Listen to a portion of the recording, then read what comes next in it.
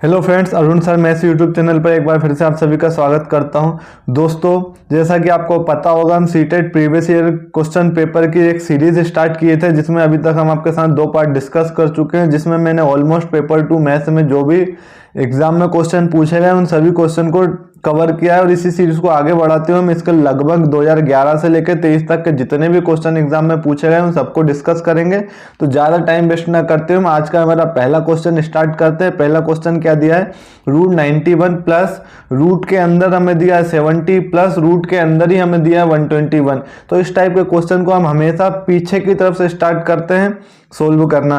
तो आप देखोगे रूट 121, तो रूट 121 किसका मान होता है, तो ये मान होता है 11 का। और ये पूरे पर रूट है, तो रूट 70 प्लस 11, तो रूट 70 प्लस 11 अगर आप देखोगे तो ये कितना हो जाएगा 81, है ना। तो ये वैल्यू किसकी हो जाएगी, रूट 81 की। और यहाँ पर हमारे पास चल रहा है अंडर रूट 91। रूट 81 क्या होता है, तो आपको पता होगा ये 9 की वैल्यू होती है। तो रूट 91 प्लस ये रूट 81 कितना हो जाएगा हमारे पास 9। 9 प्लस 9, 91 प्लस 9 होता है 100, और रूट 100 जो होता है वो 10 की वैल्यू हो जाएगी। तो इस क्वेश्चन का जो करेक्ट आंसर हो जाएगा ऑप्शन नंबर ए हो जाएगा। मैं आज क्वेश्चन को थोड़ा सा फास्ट डिस्कस करूंगा, क्योंकि हम कोशिश करेंगे कम से कम टाइम में ज़्यादा से ज़्यादा क्वेश्चन को सोल्व कर सके। आज की क्लास में मैं टोटल 10 क्वेश्चन लेकर आया हूँ। टोटल 10 क्वेश्चन हम डिस्कस करेंगे और छोटे छोटे पार्ट में इसके ऑलमोस्ट 200 से 300 क्वेश्चन हम पेपर के पहले तक कंप्लीट कर लेंगे। अगर आप प्रीवियस ईयर के क्वेश्चन पेपर देखोगे तो आप खुद नोटिस करोगे कि हर बार सेम टॉपिक पर सेम कंटेंट पर क्वेश्चन पूछा जाता है। तो अब आगे का क्वेश्चन देखते हैं। नेक्स्ट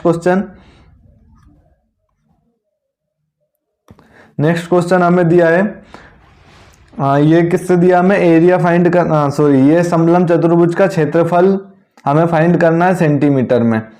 मतलब ये मेंसुरेशन का टॉपिक है। किसी समलंब का परिमाप 104 सेंटीमीटर है। समलंब चतुर्भुज का एक परिमाप हमें दिया है 104 सेंटीमीटर। उसकी दोनों असमांतर भुजाओं की लंबाई 18 सेंटीमीटर तथा 22 सेंटीमीटर है तथा उसकी ऊंचाई 16 सेंटीमीटर है। समलंब का क्षेत्रफल सेंटीमीटर में होगा। मैं आपको डायग्राम बना के बता देता हूं किस तरीके से हम समलंब चतुर्भुज का डायग्राम बनाएंगे।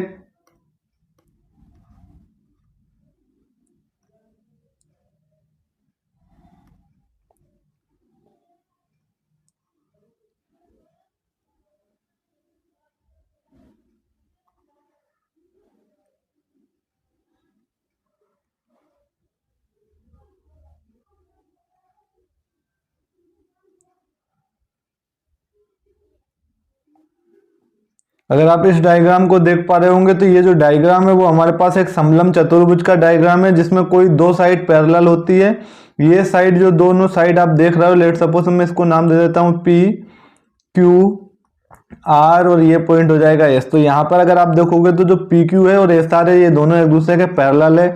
तो एक समलंब चतुर्भुज वो चतुर्भुज होता है जिसकी कोई दो साइड तो पैरेलल होती है लेकिन कोई दो साइड पैरेलल नहीं होती है। तो यहाँ पर आप देखोगे पी एस और क्यू आर जो कि पैरेलल नहीं है। हमसे क्या बोला, किसी समलंब चतुर्भुज का जो परिमाप है वो 104 सेंटीमीटर है। तो परिमाप क्या होता है, तो आपको पता होना चाहिए परिमाप क्या होता है, चारों साइड का योग। चारों साइड का योग हमें अगर दिया है, इसका मतलब हमें परिमाप दिया। तो चारों साइड का योग मतलब P Q, Q R, R S और एस पी, इन चारों साइड का योग हमें दिया है 104 सेंटीमीटर।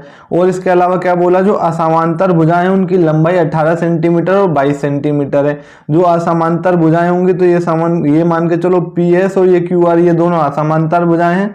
किसी एक साइड को आप मान लो 18 सेंटीमीटर और दूसरी साइड है हमारे पास 22 सेंटीमीटर। अब देखो एक चीज यहां से ये याद रखो कि P Q R S P ये चारों साइड का जो सम है वो हमें 104 दिया है। और ये दोनों साइड का सम अगर आप देखोगे तो पी एस और क्यू आर, तो यहां पर अगर हम देखें P S plus Q R, तो P S plus Q R कितना हो जाएगा, तो ये 18 प्लस 22 और 18 प्लस 22 कितना हो जाएगा 40 सेंटीमीटर। ठीक है, इसका मतलब ये वाली साइड और ये वाली साइड दोनों का सम कितना है 40 सेंटीमीटर है। और चारों का सम हमें पता है, ये वाली साइड चारों साइड का जो परिमाप दिया था वो चारों साइड का योग ही होता है। चारों भुजाओं की साइड जो भी होती है उसका योग। अगर इन दो साइड का योग हमारे पास 40 सेंटीमीटर है तो बाकी अगर आप देखोगे तो P Q plus S R का जो योग हो जाएगा वो कितना होगा, तो अगर आप यहां से देखोगे तो 64 सेंटीमीटर।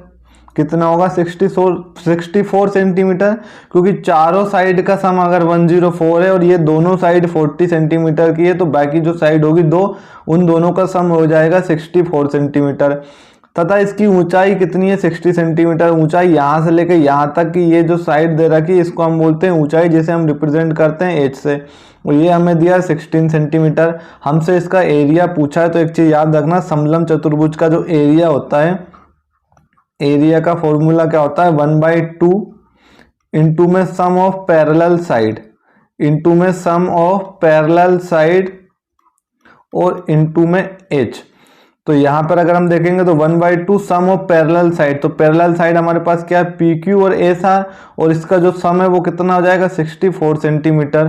तो इंटू में हो जाएगा 64 सेंटीमीटर इंटू हमारे पास एच, एच की वैल्यू कितनी है, तो एच की वैल्यू हमारे पास 16 है। इसको आप कैंसिल कर दोगे तो ये 8 टाइम कैंसिल हो जाएगा, 8 4 जा 32, रिमेनिंग बचा 3, है ना, और 8 का 6 से मल्टीप्लाई करोगे तो 48, 48 में 3 ऐड करोगे तो 512 सेंटीमीटर स्क्वायर इस समलम चतुर्भुज का एरिया आ जाएगा। ऑप्शन नंबर सेकंड इसका करेक्ट आंसर हो जाएगा। आई होप आप लोगों को क्लियर हुआ होगा। आप यहाँ से फॉर्मूला याद रखना, फॉर्मूला क्या होता है, समलम चतुर्भुज का क्षेत्रफल 1/2 into sum of parallel side, समांतर भुजाओं का योग इंटू में एच। समांतर भुजाएं हमारे पास ये और ये है, चारों साइड का सम दे रखा था हमें 104 सेंटीमीटर, वो जो नॉन पैरेलल साइड है उन दोनों का भी सम हमने निकाल लिया, क्योंकि दोनों की हमें लेंथ दे रखी थी। तो बाकी का 104 में से अगर आप 40 माइनस कर दोगे तो हमें मिल जाएगा 64, जो कि पैरेलल साइड का सम हो जाएगा। तो पैरेलल साइड का सम फॉर्मूले के अकॉर्डिंग यहाँ पुट कर दोगे 64 इंटू में 16, और जब आप इसको सोल्व करोगे तो 512 इसका करेक्ट आंसर हो जाएगा। अब चलते हैं हम अगले क्वेश्चन की तरफ। नेक्स्ट क्वेश्चन क्या है, यदि एक q एक प्राकृतिक संख्या p का वर्ग है। हमसे क्या बोला है, कोई एक प्राकृतिक संख्या p है, उसका जो वर्ग है वो q है, तो p का स्क्वायर हम क्या कर लेते हैं q कर लेते हैं। तो हमसे पूछा है p क्या है, तो p क्या होगा, तो यहाँ से आप p का मान अगर निकालोगे तो p क्या हो जाएगा, तो यहाँ से अगर आप देखोगे इससे स्क्वायर हटाओगे तो यहाँ पर हमें मिल जाएगा √q। अब हमसे पूछा है p है क्या, तो आप देखो p क्या है, q का वर्गमूल ही तो है। q का वर्गमूल अगर आप करोगे तो इसका मतलब वो आप क्या देगा, p देगा। तो यहां पर हमें इसका आंसर मिल जाएगा ऑप्शन नंबर फर्स्ट, q का वर्गमूल जो होगा वो ये हमारे पास p की वैल्यू होगी। अब अगले क्वेश्चन की तरफ चलते हैं। नेक्स्ट क्वेश्चन है, एक बैठक में सदस्यों में से 4/25 महिलाएं थी, यह सदस्यों का कितना प्रतिशत था। तो एक चीज याद रखना, जैसे कभी कभी आप बोलते हो कि हमें किसी चीज का आधा करना है, आधा करने के लिए हम जनरली यूज करते हैं 1/2। 1/2 का मतलब आधा होता है। अब आधा क्यों करा हमने, को यहाँ पर देखो ये जो 2 दिख रहा है ये रिप्रेजेंट करता है टोटल को, ये रिप्रेजेंट करता है टोटल को। तो क्या बोला, एक बैठक में सदस्यों में से 4/25 महिलाएं थी, तो ये सदस्यों का कितना प्रतिशत थी, मतलब टोटल सदस्य तो हमारे पास कितने हो जाएंगे 25 हो जाएंगे, और हमसे बोला है 25 में जो 4 थी वो महिलाएं थी। तो अब हमसे पूछा है सदस्यों का कितना प्रतिशत थी, तो आपको प्रतिशत निकालने के लिए मैंने आपको बताया है, आपको पढ़ा होगा आपने कि यहाँ पर प्रतिशत निकालने के लिए हम 100 से मल्टीप्लाई कर देते हैं 25 से, इसको कैंसिल कर दोगे तो ये 4 टाइम कैंसिल हो जाएगा, 4 और 4 का मल्टीप्लाई करोगे तो 16%। ऑप्शन नंबर सेकंड इसका राइट आंसर हो जाएगा, है ना। याद रखना जो डिवाइड में होता है ये रिप्रेजेंट करता है टोटल को। अब पूछ रहा है वो सदस्यों में से 4/25 महिलाएं थी, इसका मतलब 25 सदस्यों में से 4 महिलाएं थी, तो जो कितना प्रतिशत थी टोटल सदस्यों का, तो आप प्रतिशत निकालने के लिए 100 से मल्टीप्लाई कर देते हो। अगले क्वेश्चन की तरफ चलते हैं। अब हम नेक्स्ट क्वेश्चन देखते हैं क्या दिया है। एक दुकान ने अपनी कीमतों में 10% की कमी की। कोई एक दुकानदार है जिसने अपनी कीमत जो भी है किसी भी प्रोडक्ट की उसमें 10% की वो कमी कर रहा है। एक चीज याद रखना, हमेशा जब भी हम बात करते हैं किसी वस्तु के परसेंटेज की, तो परसेंटेज को हम हमेशा टोटल जो मानते हैं 100% मानते हैं। अगर किसी वस्तु की कीमत में बोल रहा हूँ 700 रुपये है, अगर इसका मतलब 700 रुपये है, तो इसका मतलब ये जो वैल्यू 700 है वो 100% की वैल्यू है। ये एक चीज याद रखना है ना। किसी वस्तु का कॉस्ट प्राइस की अगर हम बात कर रहे हैं तो उसको हमेशा हम 100% मानते हैं। एक दुकानदार ने अपनी कीमतों में 10% की कमी की, 10% की कमी की, इसका मतलब अब उसने कोई भी चीज को 90% पे बेचा होगा। इसका मतलब यही है, हमेशा टोटल जो होता है वो 100% होता है। किसी वस्तु की प्राइस आपको दे रखी है, कुछ भी दे रखी हो, वो हमेशा हम 100% में लेते हैं। अब वो बोल रहा है दुकानदार ने अपनी कीमतों में 10% की कमी की, 10% की कमी की, इसका मतलब उसने अब कोई भी वस्तु को 90% में बेचा है। एक सामान की नई कीमत क्या होगी, जो पहले 500 में बेची जाती थी, इसका मतलब पहले 500 में बेची जाती थी, इसका मतलब पहले जो 100% कीमत थी इसको ही, वो थी 500 रुपीज। ये होती थी 100% की कीमत। अगर 100% 500 रुपीज का इक्वल था, क्योंकि बोला कि जो पहले 500 में बेची जाती थी, तो अगर पहले 500 में बेची जाती थी इसका मतलब पहले उसकी जो प्राइस थी वो 100% थी, और 100% की वैल्यू आपके पास 500 रुपीज थी। मैं आपसे पूछूं 1% की वैल्यू क्या होगी, तो आप बोलोगे सर 500 डिवाइड बाई 100, तो यहाँ से आपके पास मिल जाएगा कितना, 5 रुपए। इसका मतलब 1% की कीमत कितनी हो जाएगी, 5 रुपए, है ना। नई कीमत पूछा है, अब नई कीमत कितनी है, तो आप देखो वो 100% में ना बेच के 90% में बेच रहा है। इसका मतलब 1% की कीमत अगर तुम्हारे पास 5 रुपए है, तो 90% की कीमत कितनी हो जाएगी, तो आप 5 से मल्टीप्लाई कर दोगे तो यहाँ हमें मिल जाएगा 450 रुपए। इसका मतलब अब जो वस्तु वो 10% की कमी करने के बाद वो बेच रहा है, अब वो कितने की बेचेगा, 450 रुपए की बेचेगा। एक चीज याद रखना, तो आप सीधा जो भी पहले कीमत थी आप उसको 100% मान लोगे। तो अब आपको देखो इतना भी नहीं करना, सीधा आप देखोगे 100% की कीमत, है ना। अगर जो 500 रुपए है वो कितने की कीमत है, 100% की है, तो 100% को डिवाइड में लिखोगे। कमी कितने की करी है, तो 10% की कमी करने के बाद नई कीमत पूछी है, इसका मतलब 90% की वैल्यू पूछी है। तो आप इसको डायरेक्ट भी सोल्व कर लोगे, यहाँ से 500 कैंसिल करोगे 5 टाइम, 5 का 9 से मल्टीप्लाई करोगे, 5 9 या 45 एंड 0 एज इट इज आ जाएगा, तो 450 रुपीज अब इसकी कीमत हो जाएगी।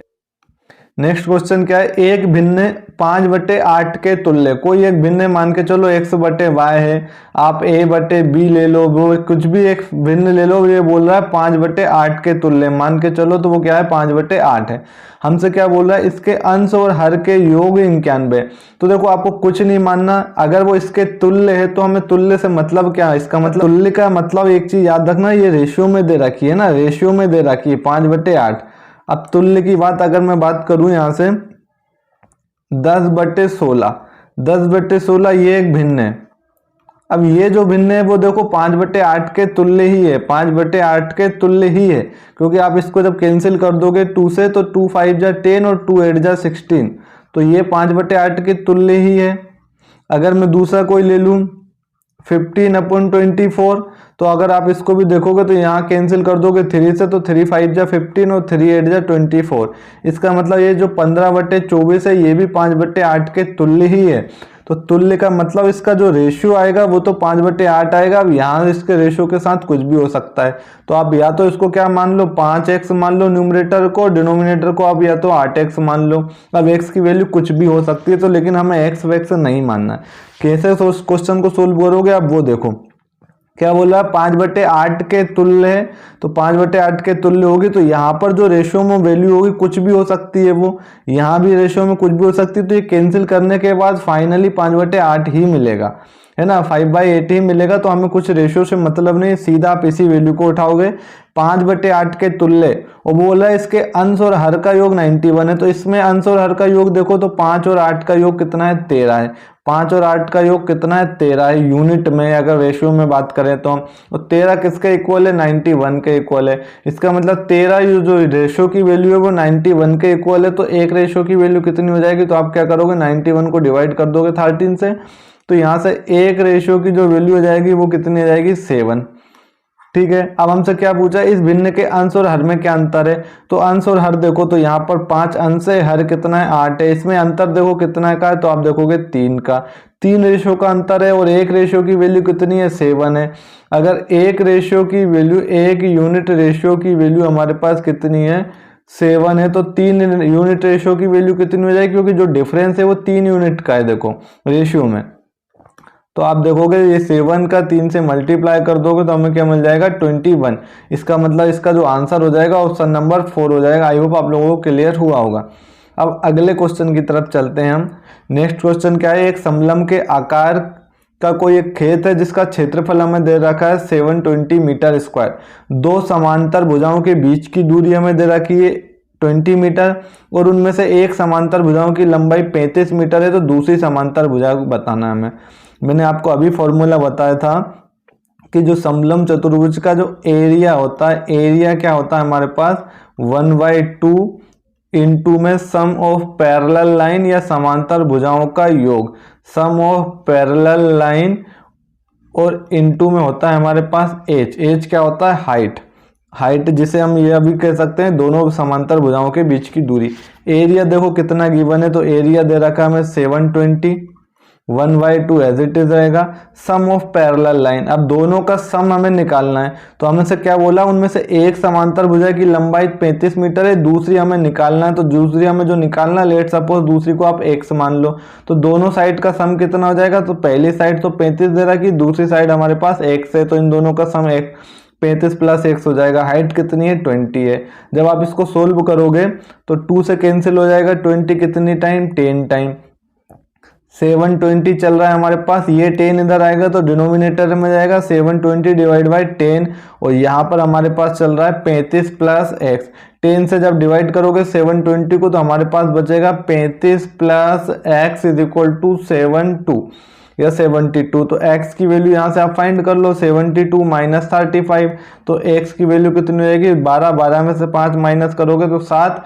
यूनिट डिजिट देखो सिर्फ 7 हमारे पास ऑप्शन नंबर 3 में, बाकी आप 6 में से 3 और माइनस कर लोगे तो 37 मीटर जो x की वैल्यू, और x ही हमने क्या मानी थी समांतर भुजा, जो दूसरी समांतर भुजा थी उसी को हमने x माना था, तो यहाँ से x की वैल्यू जो हो जाएगी वो 37 मीटर हो जाएगी। आई होप आप लोगों को क्लियर हुआ होगा कि किस तरीके से हमें इस टाइप के क्वेश्चन को सोल्व करना होता है। ठीक है, अब देखो हमारे पास नेक्स्ट क्वेश्चन क्या है। हम किसी संख्या को संपूर्ण संख्या कहते हैं यदि यह संख्या इसके सभी धनात्मक गुणनखंडों के संख्या को छोड़कर योग के बराबर हो। उदाहरणतः 28 एक संपूर्ण संख्या है, क्योंकि 28 इज इक्वल टू क्या दिया हमें 1 + 2 + 4 + 7 + 14, और ये सभी क्या है इसके फैक्टर है, 28 के फैक्टर हैं ये। ठीक है, और इन सबका सम भी अगर आप देखोगे तो वो 28 के इक्वल हो रहा है। इसका मतलब कि हमारे पास एक संख्या है 28 के आप फैक्टर करोगे तो आप देखोगे 28 1 से भी डिवाइड हो जाता है, तो पहला फैक्टर ये है। दूसरा क्या होता है 28 2 से भी डिवाइड हो जाएगा, इसके बाद ये डिवाइड होता है 4 से, इसके बाद ये डिवाइड होता है 7 से, इसके बाद ये डिवाइड होता है 14 से, और इसके बाद ये डिवाइड होता है 28 से। लेकिन क्या बोल रहा है संख्या को छोड़कर, इस संख्या को छोड़ दिया जाए, क्योंकि संख्या खुद हमारे पास 28 है, तो आप उसमें जो संख्या खुद एक फैक्टर होती है उसको आप नहीं लोगे।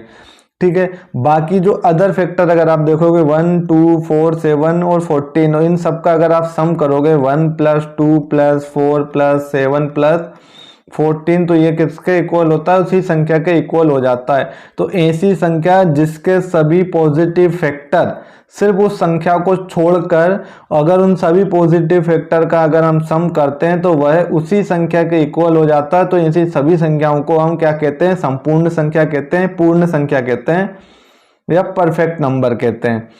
अब यहाँ पर हमसे पूछा निम्न में से कौन सी संख्या संपूर्ण संख्या है, तो यहाँ पर हमें याद रखना, आप सीधी सीधी बात याद रखना, 1 से लेकर 100 तक के बीच में सिर्फ और सिर्फ हमारे पास 2 परफेक्ट नंबर होते हैं, 2 संपूर्ण संख्या होती है, और 2 कौन कौन सी होती है, तो पहला होता है 6 और दूसरा होता है 28।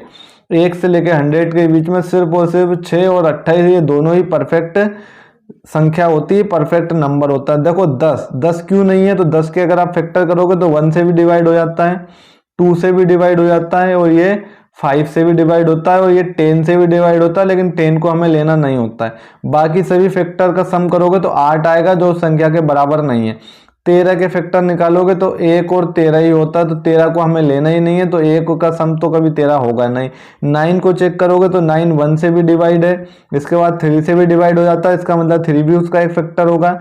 इसके बाद 9 खुद एक उसका फैक्टर होगा, तो 9 को हमें तो लेना नहीं होता। बाकी जो 2 फैक्टर बचे उनका सम कभी भी 9 नहीं होगा। इसी तरीके से अगर आप 6 को देखोगे तो 1 से भी डिवाइड होता है 6, 2 से भी डिवाइड हो जाता है, इसका मतलब 2 भी उसका एक फैक्टर है, इसका मतलब 3 भी उसका एक फैक्टर है, और 6 भी उसका फैक्टर है। लेकिन संपूर्ण संख्या की कंडीशन में हम 6 को नहीं लेते हैं। बाकी 3, 2, 5 और 1, 6 इन तीनों का सम करोगे तो ये उसी संख्या के इक्वल हो जाएगा। तो ऐसी संख्या जिसके सभी पॉजिटिव फैक्टर सिवाय उस संख्या को छोड़कर जिनका सम अगर उसी संख्या के इक्वल आ जाए तो ऐसी संख्या को हम परफेक्ट नंबर कहते हैं, संपूर्ण संख्या कहते हैं। और 1 से लेकर 100 तक के बीच सिर्फ और सिर्फ 6 और 28 ये दोनों ही परफेक्ट नंबर होते हैं। अब अगले क्वेश्चन की तरफ चलते हैं हम। नेक्स्ट क्वेश्चन क्या है, मान लीजिए कि a बराबर 11/13 है, b इज इक्वल टू 13/14 है और c इज इक्वल टू 15/17 है। तो भिन्न है निम्न में से कौन सा सत्य है। हमसे ये 4 कंडीशन दी और हमसे पूछा है इनमें से कौन सी संख्या छोटी सबसे उसके बाद सबसे बड़ी कौन सी है और उसके बाद उससे बड़ी कौन सी है। तो इस टाइप के क्वेश्चन भी कई बार पूछे गए हैं।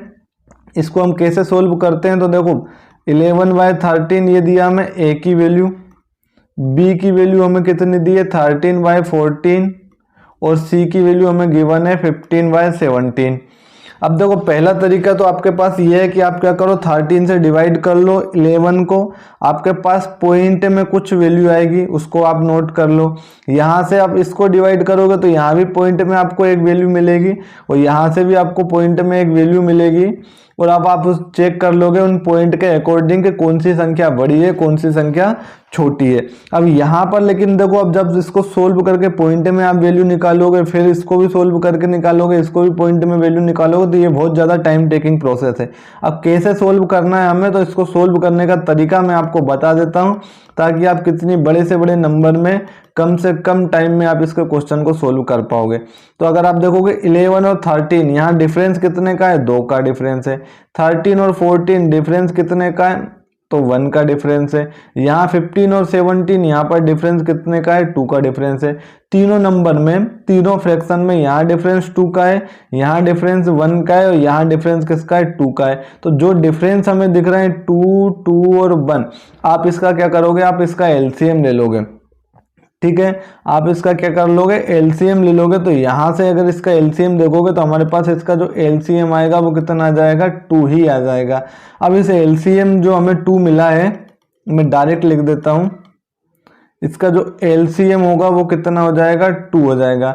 अब इस एलसीएम 2 में आप जो कॉमन डिफरेंस जो इनके बीच का डिफरेंस है उससे डिवाइड करोगे। तो यहाँ डिफरेंस कितना था 2 का, 2 से डिवाइड करोगे 2 को 1 टाइम कैंसिल होगा और 1 का मल्टीप्लाई आप न्यूमरेटर में कर दोगे। तो 11/13 में आप क्या करोगे, 1 का मल्टीप्लाई कर दोगे। सेम यहाँ पर अगर आप देखोगे 13 और 14 इसके बीच का डिफरेंस कितना है, 1 है।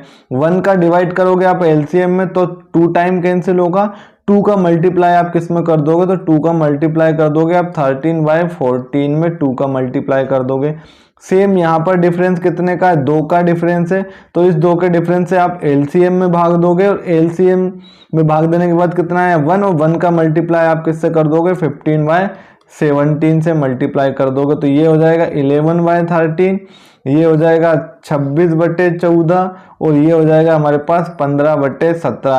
अब आप देखोगे उनमें से जो न्यूमरेटर में सबसे छोटा है वो हमारे पास रियल में भी छोटा होगा और जो 26 और 15 अब इनमें से देखो सबसे छोटा कौन सा है, तो सबसे छोटा है 11/13।